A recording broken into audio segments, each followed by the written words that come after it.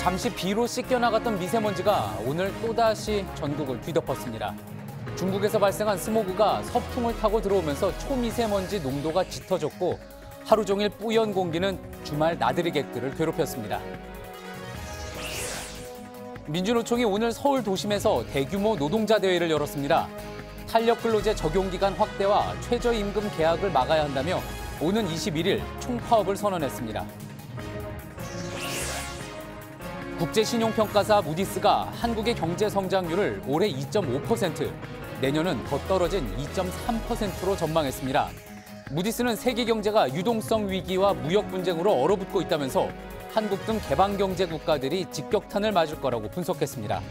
녹록치 않은 대외 상황에서 출범하게 된 2기 경제팀의 과제를 짚어봅니다. 7명의 목숨을 앗아간 서울 종로 고시원 화재 현장에 대한 관계기관의 합동 현장 감식이 오늘 진행됐습니다. 도시 빈곤층이 대부분이었던 희생자들은 연고가 확인되지 않아 빈소도 차리지 못하는 경우가 많았습니다. 만취 차량에 치여 사경을 헤매던 윤창호 씨가 결국 숨졌지만 우리 사회에 여러 변화를 가져왔습니다. 처벌을 강화하는 법안이 발의됐고 시민들의 음주운전 의심 신고도 증가하고 있습니다. JTBC 뉴스룸 지금 시작합니다.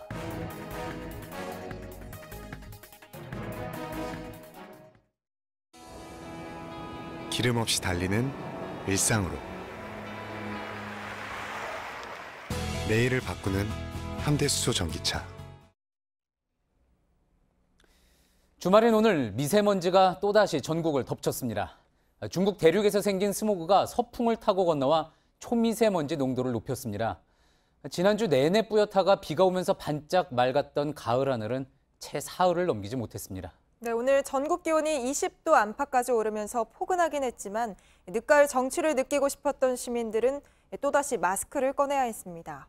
미세먼지는 내일 오후부터 옅어지지만 이번 가을 겨울 언제든 또 심해질 수 있다는 예보입니다. 첫 소식 홍지용 기자가 전해드립니다.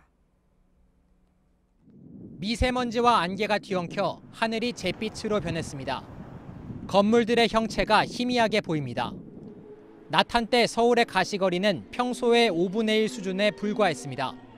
전국 대부분 지역의 미세먼지 농도는 나쁨 수준을 보였습니다. 늦가을 또다시 찾아온 미세먼지에 시민들은 마스크를 꺼내 들었습니다. 주말에 아이들이랑 나들이 나왔는데 눈도 많이 아프고요. 목도 아프고 아이들 기침하는 소리 듣는 것도 좀 많이 속상해요. 이번 주 미세먼지는 수요일부터 내린 비로 잠시 씻겨 나갔습니다. 그런데 중국에서 발생한 스모그가 서풍을 타고 들어오면서 농도가 짙어졌습니다. 오늘 정오를 기준으로 경기 양주시는 세제곱미터당 82 마이크로그램을 나타내는 등 수도권 북서부 지방에서 특히 초미세먼지의 농도가 짙었습니다. 전문가들은 서풍이 불고 대기 정체가 잦은 가을철 기상 조건 때문에 미세먼지 농도가 짙어질 수 있다고 분석했습니다. 내일은 북서풍이 미세먼지를 남쪽으로 밀어내면서 미세먼지 농도가 차츰 옅어질 것으로 전망됩니다. 국립환경과학원은 그러나 미세먼지가 몰리는 남부지방은 계속 나쁨 수준을 유지하겠다며 건강관리에 유의해달라고 당부했습니다. JTBC 홍지용입니다. 미세먼지가 호흡기에 치명적이라는 것은 잘 알려져 있지만 요즘은 피부 질환을 호소하는 분들도 많습니다. 여드름이나 발진이 요즘 부쩍 심해졌다면 미세먼지 때문일 수 있다고 합니다. 피부 노화나 색소 침착이 빨라질 수도 있습니다. 이어서 어환희 기자입니다. 25살 박동엽 씨는 2년 전부터 화농성 여드름 때문에 약을 먹기 시작했습니다. 자극이 적은 천연 화장품만 사용합니다. 피부 관리에 신경을 쓰고 있지만 매번 찾아오는 미세먼지는 걱정거리입니다. 다음 날 일어나면은 좀 좁쌀 여드름이나 좀 뾰루지 같은 것들이 좀 많이 올라오더라고요. 티가 나기 때문에 좀 스트레스를 많이 받는 편이죠. 아토피를 앓는 자녀가 있는 경우 미세먼지 소식에 더 긴장합니다. 미세먼지와 환절기와 겹쳐서 그런지 요즘 간간히 좀 가려워하는 거는 있는데 지켜보고는 있어요. 굉장히 예민한 피부인 경우에 이런 환절기 때 특히나 미세먼지 또 이런 초미세먼지 이런 많을 때는 굉장히 심해져서들 보세요. 계속된 자극으로 피부 최초의 방어막인 피부 장벽이 약해지면 건조해진 피부는 가려움이나 발진이 심해집니다. 바깥 피부인 표피가 약해진 틈으로 침투한 미세먼지는 염증 반응을 일으키고 산소를 과하게 발생시킵니다. 기존의 여드름 증상이 심해지고 노화나 색소 침착이 빨라지기도 합니다. 마스크 쓰기, 외출 자제하기 등 피부가 미세먼지와 접할 기회를 최소화하는 것이 가장 효과적인 예방책이라고 전문가들은 말합니다. 하지만 외출이 불가피한 경우에는 빨리 먼지를 씻어내고 피부 장벽 보호를 위한 수분 보충이 이루어져야 합니다. JTBC 어환입니다. 국제신용평가사 무디스가 한국의 경제 성장률을 올해 2.5%, 그리고 내년은 더 떨어진 2.3%로 전망했습니다. 국내외 주요 기관이 내놓은 전망치 중에 가장 낮은 수치입니다. 출범을 앞둔 2기 경제팀 홍남기 경제부총리 내정자와 김수현 청와대 정책실장의 어깨가 더 무거워졌습니다. 이서준 기자의 보도 보시고 우리 경제팀에게 놓인 과제들을 취재기자와 이어서 짚어보겠습니다. 국제신용평가사 무디스가 한국의 올해 경제 성장률을 2.5%로 내년 성장률은 2.3%로 전망했습니다. 한국은행과 KDI, 국제통화기금, IMF가 각각 내놓은 전망치보다 낮습니다.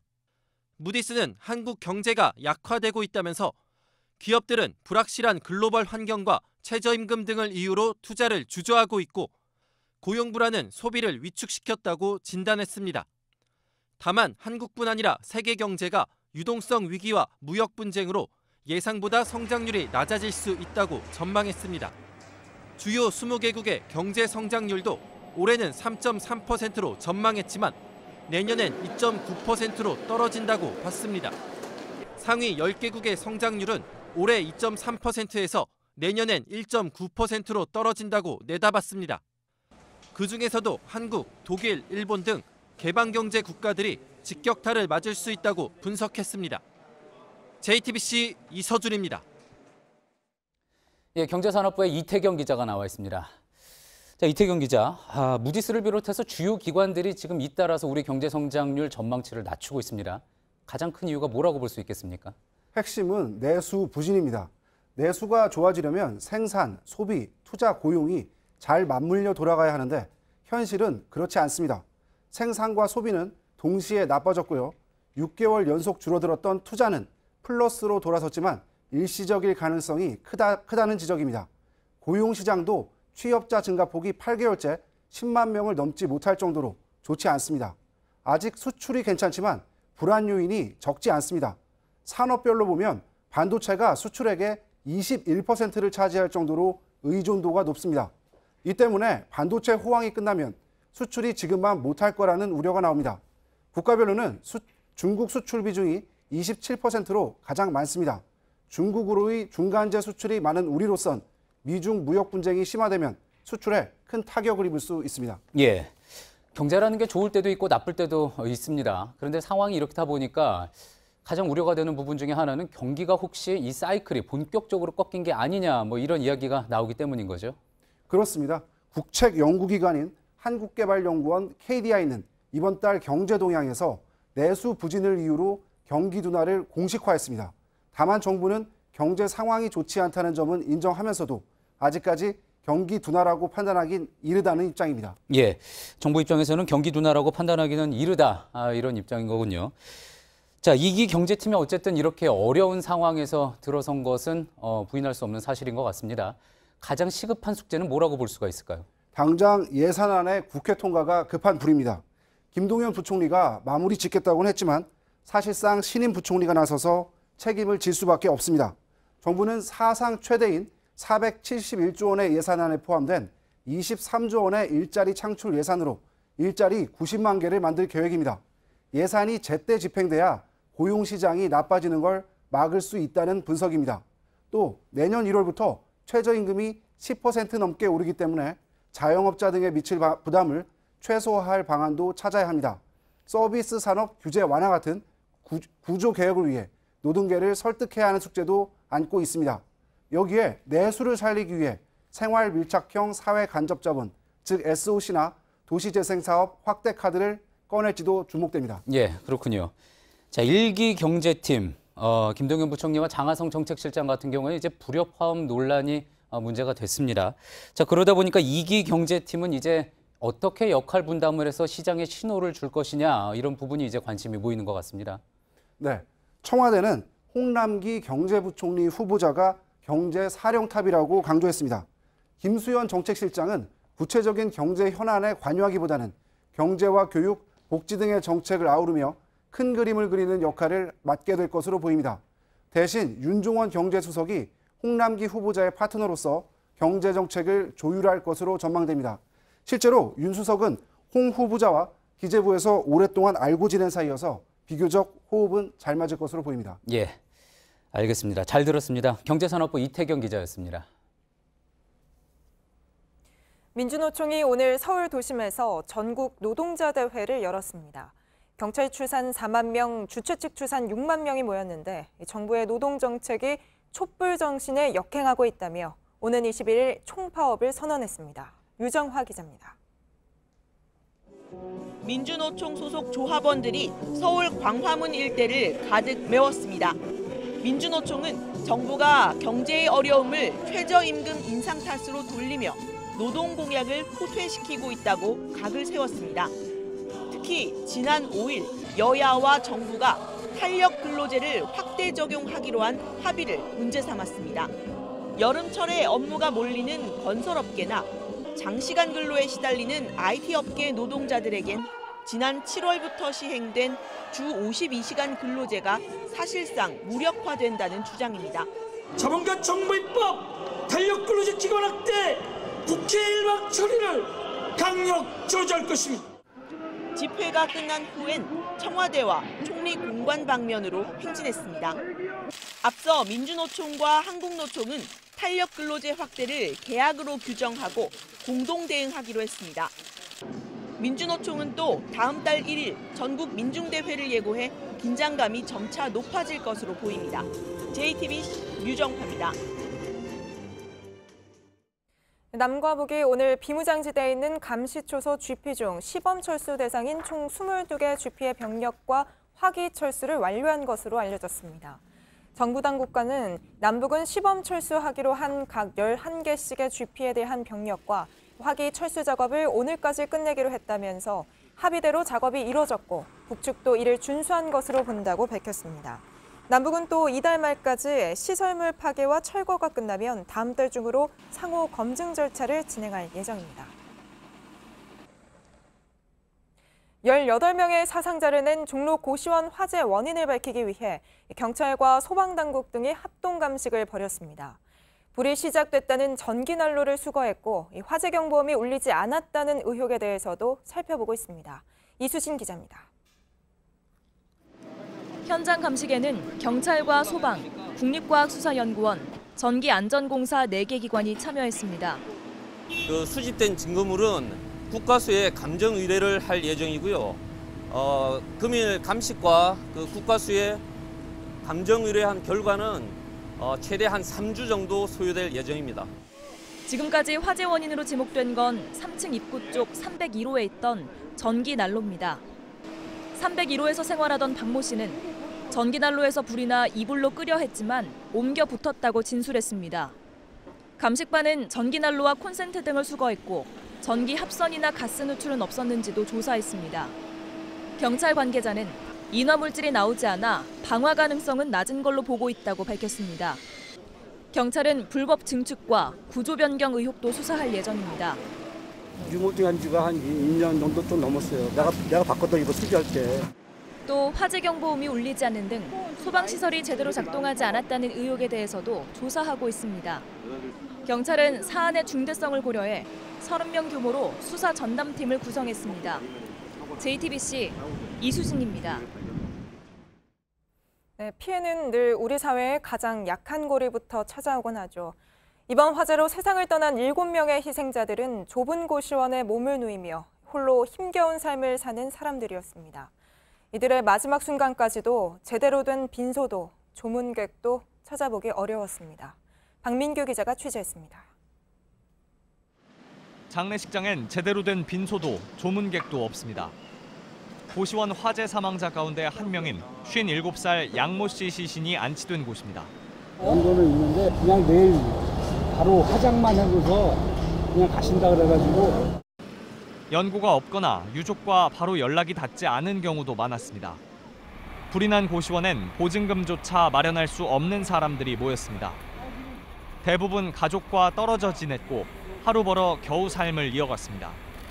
석 달 전까지 이 고시원에서 지냈던 67살 손경호 씨. 빈 상자를 모아 팔아 생활합니다. 오늘 물건 없는 거지? 10년 넘게 고시원을 전전하며 지냈습니다. 고시원 생활은 언제든 화재와 맞닿아 있다고 말합니다. 추우니까는 전기장판도 갖다 쓰게 되고 이 방에서 몰래 취사도 하는 사람들도 있고. 조금이라도 안전한 곳으로 옮기고 싶지만 말 그대로 희망사항일 뿐입니다. 1kg에 하던 게 지금은 솔직히 60원이에요. 솔직히 돈 2만 원도 안 나가요. 최저 주거 기준에 못 미치는 가구는 전국 37만 가구. 이 가운데 15만 가구가 고시원에 사는 걸로 추산됩니다. 가깝게 이렇게 지내는 사람들은 없어요. 솔직히 성도 모르고 이름도 몰라요. 고립된 채 생활하는 주거 빈곤층. 이번에도 참사의 가장 큰 희생자였습니다. JTBC 박민규입니다. 일본의 한 방송사가 세계적인 그룹 방탄소년단의 음악방송 출연을 갑자기 취소했습니다. 멤버 한 명이 지난해 입고 나온 티셔츠를 문제 삼은 겁니다. 이 티셔츠엔 해방, 대한민국 등의 단어와 함께 일본 원폭 투하 사진이 인쇄돼 있었습니다. 해외 언론들까지 앞다퉈 보도했는데 최근 한일 관계에 갈등이 반영된 티셔츠 이상의 일이라는 분석입니다. 김혜미 기자입니다. 일본 한 민영 방송의 인기 음악 프로그램은 방송 하루 전 방탄소년단의 출연 취소를 알렸습니다. 지난 8일 공식 홈페이지에 과거 방탄소년단 멤버가 착용했던 티셔츠에 대해 파문이 있었고 협의를 진행했지만 종합적으로 판단해 이번 출연을 진행하지 않기로 했다고 발표했습니다. 문제를 삼은 티셔츠는 방탄소년단 멤버 지민이 지난해 유튜브 다큐멘터리를 촬영할 때 입은 티셔츠입니다. 애국심과 우리 역사, 해방, 대한민국 등의 단어와 함께 광복절과 일본 원폭 투하 사진이 인쇄돼 있습니다. 일본 소셜미디어에 해당 티셔츠 사진이 등장한 건 일본 기업에 대한 한국 대법원의 강제징용 배상 판결 이후인 이달 초부터입니다. 이후 일부 언론이 반일로 기사화하면서 논란이 커졌습니다. 미국 대중문화 전문지 빌보드는 티셔츠 이상의 문제라며 이번 사태는 배상 판결로 인해 고조된 양국의 긴장 관계 때문이라고 분석했습니다. 미국 CNN, 영국 BBC와 가디언 등 주요 외신들도 방탄소년단의 출연 취소 소식을 전하면서 역사적인 한일 관계에 초점을 맞췄습니다. 일본 현지 언론은 이후 다른 일본 방송 출연 역시 보류되거나 취소될 가능성도 제기했습니다. JTBC 김혜미입니다. 지난주 초등학교 담임교사가 반 친구들에게 한 아이를 돌아가면서 때리게 한 사건 알려지면서 논란이 됐었죠. 다른 초등학교에서도 이와 비슷한 일이 또 벌어졌습니다. 수업 중에 다툰 두 학생을 선생님이 불러서 한 명이 다른 한 명을 때리게 했다는 주장이 나왔습니다. 맞은 아이와 때린 아이는 물론 이를 지켜본 반 학생들까지 모두 큰 충격을 받았습니다. 김민관 기자입니다. 초등학교 4학년 A군의 입주변 사진입니다. 입술은 찢어졌고 뿌리가 깨진 치아는 철사로 고정시켜놨습니다. 지난달 16일 도봉구의 한 초등학교에서 체육교사 B씨가 수업 시간에 다툰 두 아이를 불렀다고 합니다. 이후 울고 있는 아이에게 너도 똑같이 하라며 폭력을 강요했다는 주장이 나왔습니다. 당시 친구에게서 맞았던 A군의 안경이 날아갔고 피가 흘렀습니다. 맞은 아이와 때린 아이, 이를 지켜본 반 친구들 모두 트라우마를 겪고 있습니다. 피해 학부모들은 학교가 제대로 조치를 취하지 않는다고 주장합니다. 교사는 계속 수업을 진행하고 있습니다. 원칙적으로 2주 안에 열려야 하는 학교폭력대책위원회는 3주가 지나서야 처음 열렸습니다. 서울시 교육청은 지난 9일 해당 학교에 대해 특별 장학 지도를 실시했습니다. 취재진이 해명을 듣기 위해 학교 측과 수차례 접촉을 시도했지만 아직 답변은 없습니다. JTBC 김민관입니다. 오늘 오전 강원도 원주의 한 화학제품 저장 탱크를 만드는 공장에서 폭발 사고가 일어났습니다. 노동자들이 화학약품을 담는 탱크 내부에서 일을 하다가 폭발이 일어났는데 베트남 출신 노동자 2명이 숨지고 2명이 다쳤습니다. 사건 사고 소식 이수정 기자가 전합니다. 공장 앞에는 경찰 과학수사대 차량이 서 있고 입구에는 통제선이 쳐졌습니다. 오늘 오전 9시 45분쯤 강원도 원주시 문마급의 화학제품 보관 탱크 등을 만드는 공장에서 폭발 사고가 일어났습니다. 이 사고로 베트남 출신 외국인 노동자 31살 A씨와 28살 B씨가 숨지고 2명이 화상을 입었습니다. 당시 이들은 화공약품을 담는 20만 리터짜리 탱크 안에서 탱크 부식을 막는 플라스틱 판을 붙이는 작업을 하고 있었습니다. 경찰은 공장 관계자를 불러 정확한 사고 경위를 파악하고 있습니다. 고용노동부도 월요일에 다시 현장 조사에 나설 계획입니다. 다가구 주택 지하 1층에서 흰 연기가 새어나옵니다. 오늘 새벽 2시 17분쯤 서울 상일동 다가구 주택 지하에서 불이 나 40대 남성 한모 씨가 숨졌습니다. 경찰과 소방당국은 정확한 화재 원인을 알아보기 위해 내일 2차 합동 감식을 하기로 했습니다. 바다에 반쯤 잠겨있는 승용차에 경찰관이 다가갑니다. 오늘 새벽 3시 40분쯤 부산 송정동 구덕포 앞 바닷가에 승용차가 빠져있다는 신고가 접수됐습니다. 출동한 경찰은 운전석에서 의식을 잃은 운전자 54살 조모 씨를 구조했습니다. 조 씨는 생명에는 지장이 없는 것으로 파악됐습니다. JTBC 이수정입니다. 미국 캘리포니아 북부와 남부에 3건의 대형 산불이 동시에 발생해서 피해가 커지고 있습니다. 북부에서는 불길을 피하지 못해 최소 9명이 숨졌고 남부에서는 주민 15만 명이 대피령이 내려졌습니다. 이번에도 역시 덥고 건조한 날씨 그리고 강한 바람이 문제였습니다. 부소연 특파원입니다. 연기와 재로 앞이 보이지 않는 길을 나서며 여성이 울부짖습니다. So please pray for us that we get out of here, okay? Oh my God. Oh my God. 간신히 가족 모두 차에 탔지만 상황은 더 좋지 않습니다. 이 가족은 무사히 대피했지만 같은 마을 주민 9명은 불길에 휩싸인 차 안과 집 근처 등에서 숨진 채 발견됐습니다. 샌프란시스코 북동쪽 뷰 카운티에서 발화한 대형 산불 캠프파이어는 카운티 내 파라다이스 마을을 통째로 집어삼켰다고 현지 언론은 보도했습니다. 캘리포니아 남부도 상황이 심각합니다. 술집 총기 난사로 12명이 숨진 로스앤젤레스 북서쪽 벤츄라 카운티도 산불이 빠른 속도로 번지고 있습니다. 산불이 시작된 벤츄라 카운티에서 남서쪽으로 15km 정도 떨어진 벨 캐년입니다. 바람에 불이 번지면서 곳곳이 타고 있고 하늘은 연기로 가득 메워져 있습니다. 주민 15만여 명에게 대피령이 내려졌습니다. 벤츄라 카운티는 한인들도 많이 살고 있는 지역입니다. 저희가 허둥 지금 움직일 때 문자가 왔어요. 그래서 저희도 같이 움직이게 된 거예요. 완전히 피난 행렬인 거예요. 바다 쏟아 전부 길거리에는 차죠 뭐. 산불이 서쪽으로 번지며 해안 도시인 말리부 전체 주민에게 강제 대피령이 내려졌습니다. 주 당국은 산불 피해 지역에 비상사태를 선포했습니다. 로스앤젤레스에서 JTBC 부소연입니다.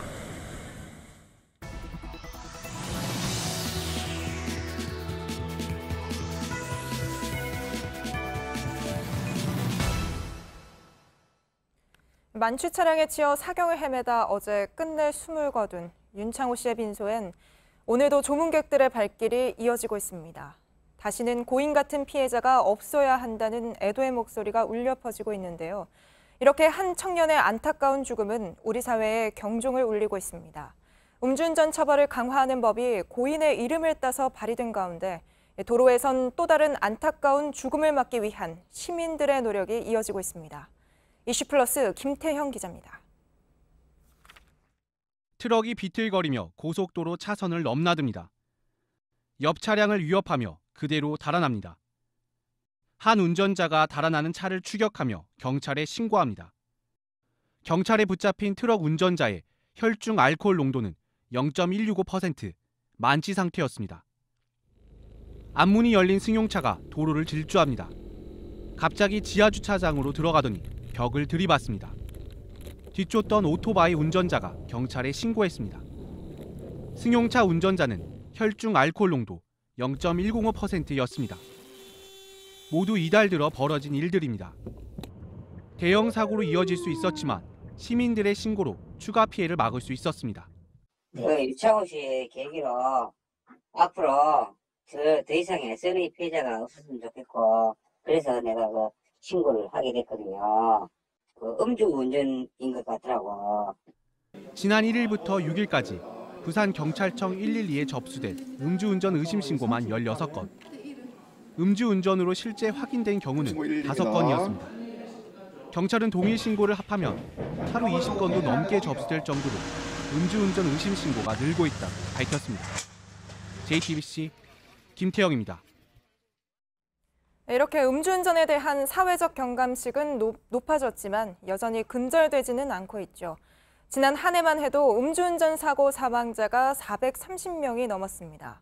매일 우리 주변에서 1명 넘게 숨진 건데요. 특히 고인이 된 윤창호 씨 사건처럼 음주운전으로 사랑하는 가족을 잃게 되면 그 고통은 이루 말할 수 없을 정도입니다. 평범한 가장을 하루아침에 잃은 한 가족의 가슴 아픈 사례를 오선민 기자가 취재했습니다. 새벽 4시경에 모르는 번호로 전화가 오더라고요.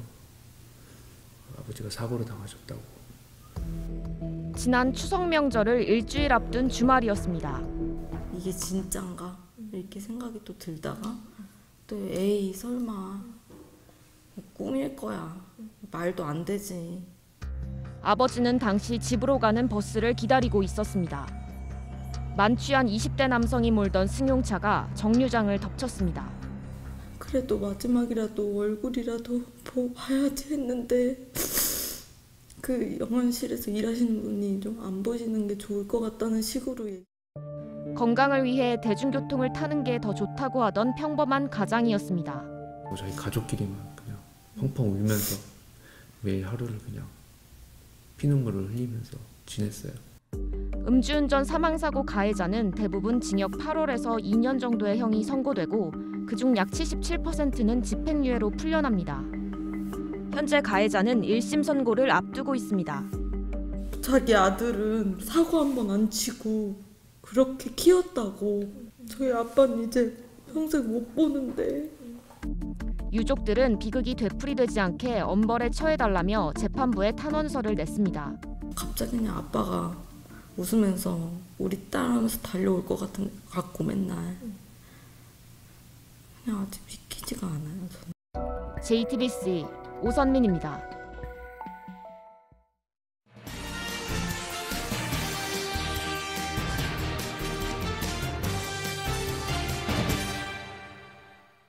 오늘의 뉴스룸 키워드는 고시원입니다. 구획된 실 안에 학습자가 공부할 수 있는 시설을 갖추고 숙박 또는 숙식을 제공하는 곳이라고 법률상에 정의된 장소. 보통 서울 신림동이나 노량진 고시촌에서 합격의 미래를 꿈꾸며 잠시 현재를 미뤄뒀던 젊은이들을 떠올렸던 그런 곳입니다. 그런데 어느 순간 고시원에선 고시생이 사라졌습니다. 고시촌을 넘어서 도심 이곳저곳에 들어서더니 이곳에는 일용직 노동자나 저소득층 주민들이 그 자리를 채웠습니다. 정원호 성공회대 교수는 이런 변화의 시작을 재개발 열풍이 불었던 1980년대로 봤습니다. 서울의 달동네들이 아파트 숲으로 바뀌고 도시 빈민들이 값싸게 들어갈 수 있는 집들이 사라지면서 고시원의 쪽방화가 이뤄졌다는 거죠.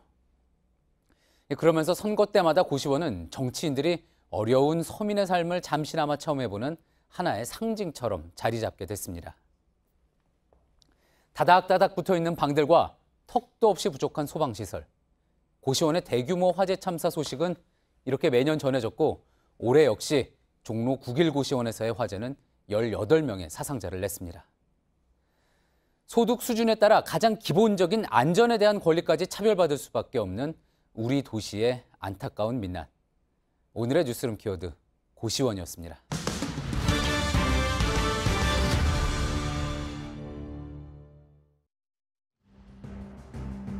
아파트 도로에서 쪼그려 앉아있던 초등학생이 차에 치여 숨졌습니다. 어제 오후 울산시 동구의 한 아파트 도로에서 32살 박모 씨가 몰던 승용차가 10살 된 어린이를 치었습니다.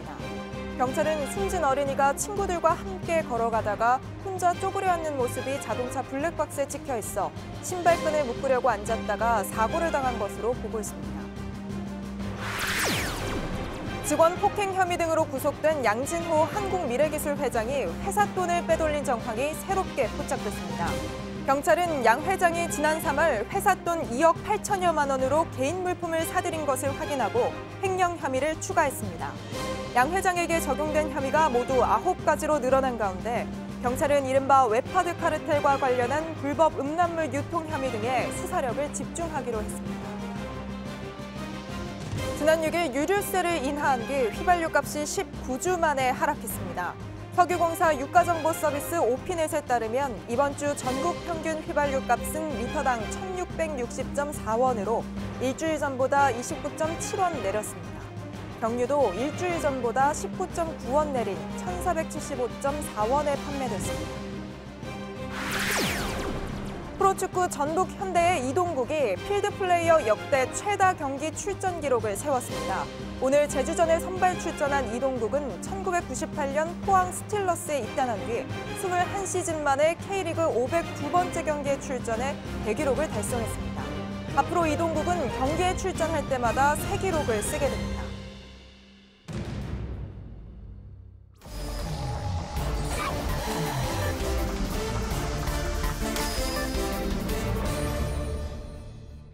예, 비하인드 뉴스 시간입니다. 안지연 기자가 나와 있습니다. 안 기자, 첫 번째 키워드부터 볼까요? 네, 첫 키워드는 왜 잘렸나, 왜 잘났나입니다. 예, 지금 사진으로 봐서는 자유한국당 조광특위위원회에서 어제 해촉된 전원책 변호사 이야기 같군요. 네, 맞습니다. 이 전원책 변호사가 해촉된 진짜 이유가 뭔지에 대해서 이 정치권 안팎에서 설왕설래가 끊이지 않고 있습니다. 또 전 변호사가 뭔가 폭로할 듯한 그런 뉘앙스를 내비치면서 궁금증은 더욱 키워졌는데요. 일단 전 변호사가 어제 자택 앞에서 이 자신의 추정을 살짝 내비쳤는데 그 이유부터 들어보시죠. 예. 그때가 시작이었죠. 첫 약속과 너무 달랐으니까 그런 걸 제가 허용을 했으면 뭐 아무 일이 없었겠죠. 나를 정말 하청체 취급하는 거잖아요.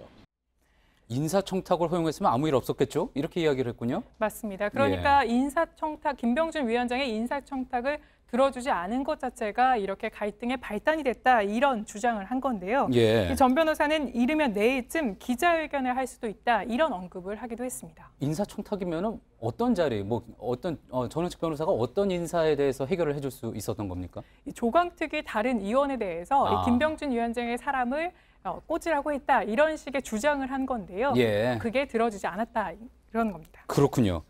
자, 그렇다 그러면 김병준 위원장이 할 이야기가 많을 것 같습니다. 반응이 나왔습니까?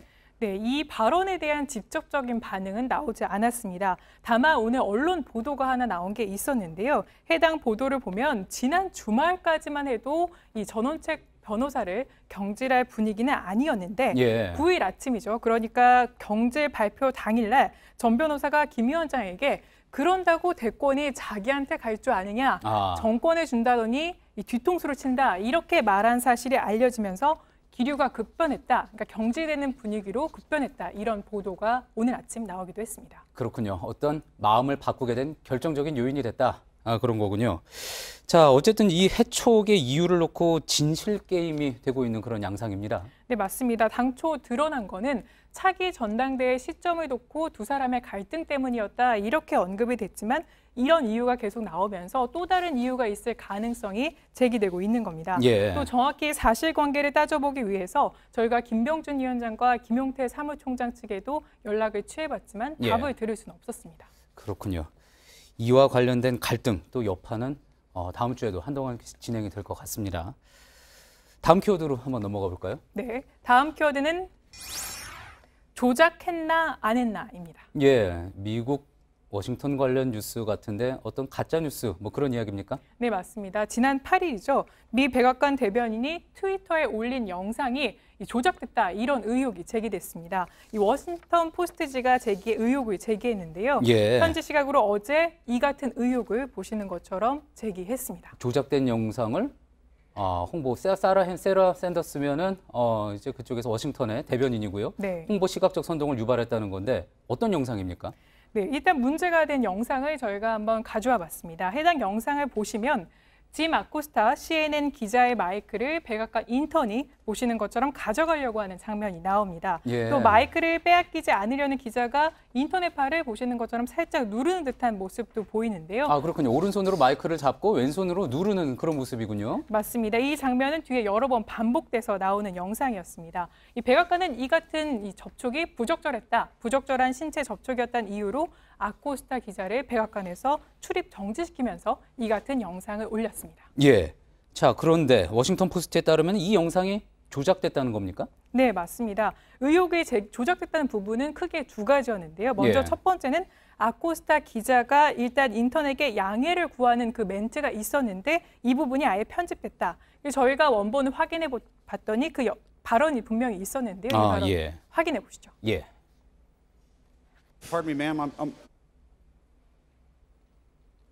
그러니까 실례한다고 이렇게 얘기를 했는데 예. 사실 트위터에 올라온 영상 자체가 전체 소리를 없앴기 때문에 이 부분도 자연스럽게 나오지는 않은 걸로 보입니다. 그러니까 아코스타 기자는 실례합니다, 실례하겠습니다라고 이야기를 했는데 그런 부분이 없이 그냥 일방적으로 어떤 공격적인 행동을 취하는 것처럼 보였다. 네. 아, 그런 이야기인 거군요. 네, 그리고 아까 보셨다시피 인터넷 팔을 누르는 듯한 장면이 나왔는데 예. 트위터에 올라와진 영상을 보면 반복적으로 이 영상이 나왔고 또 빠르게 편집돼서 아코스타 기자가 좀 더 공격적으로 행동한 것처럼 보였다. 이렇게 그러니까 영상이 조작된 거다. 이렇게 주장한 겁니다. 예. 그래서 저희가 원본과 함께 그 두 영상을 비교해 봤는데요. 이 영상 한번 확인해 보시죠. 예. 보시는 것처럼 왼쪽이 원본 영상이고 오른쪽이 트위터 영상입니다. 이 트위터 영상은 이렇게 확대된 건데요. 한번 그 차이를 느낄 수 있으시겠습니까? 예. 자, 이게 원본 영상이고요. 이거는 지금 그러니까 백악관에서 올린 트위터 영상인 건데 전 잘 모르겠습니다. 큰 차이는 못 느끼겠는데요. 그러니까 워싱턴 포스트지가 제기한 의혹은 이 트위터 영상이 좀 더 빠르게 편집돼서 공격적으로 보인다 이렇게 얘기했는데 저희가 육안으로 여러 번 확인해봤지만 식별하기는 쉽지 않았습니다. 예. 또 방송국 내 여러 영상 전문가와 함께 봤는데 이 프레임 수에서는 큰 차이를 보이지는 않았습니다. 예. 그럼 트럼프 대통령은 어떻습니까? 이런 어떤 조작 의혹에 지금 휘말리게 된 건데 워싱턴 포스트의 그런 의혹 제기에 대해서 반응을 내놓은 게 있습니까? 네, 기자들 앞에서 얘기했는데 의혹 직접 부인했습니다. 이 발언 들어보시죠. 예. Nobody manipulated it. Give me a break. See, that's just dishonest reporting. All that is a close-up. 그러니까 클로즈업만 한 거다 이렇게 얘기한 건데요. 그런데 확대하고 반복적으로 편집한 것 자체가 조금 더 공격적으로 보이는 효과가 있을 수 있다 이런 주장이 제기된 거고요. 또 당초의 문제 자체는 아코스타 기자가 이 껄끄러운 질문을 계속해서 한 게 문제가 되는데 이처럼 신체 접촉을 문제 삼아서 이를 프레임 전환하는 거 아니냐 이것 자체가 본질을 흐리는 것이다 이런 주장도 나왔습니다. 예, 그렇군요. 잘 들었습니다. 비하인드 뉴스 안지연 기자였습니다.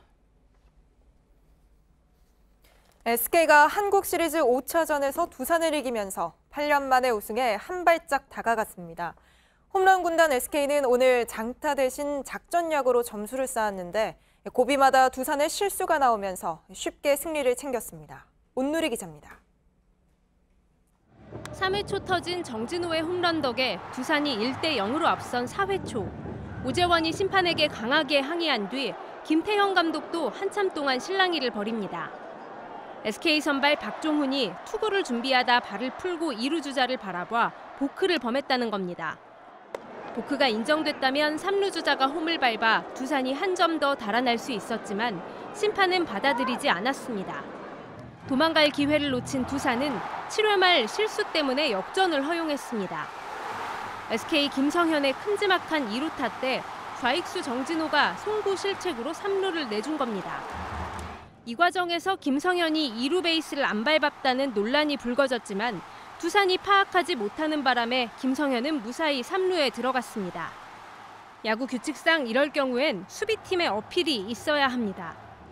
두 번의 실수가 겹치면서 김성현은 김강민의 희생플라이에 홈을 밟아 경기를 뒤집었습니다. SK는 8회 말 또다시 두산 유격수 김재호의 실책 덕에 기회를 잡았고 박정권의 적시타와 김성현의 밀어내기 볼넷이 이어지며 2점을 더 달아났습니다. SK가 두산을 4대1로 꺾고 한국 시리즈 우승에 1승만 남겼습니다.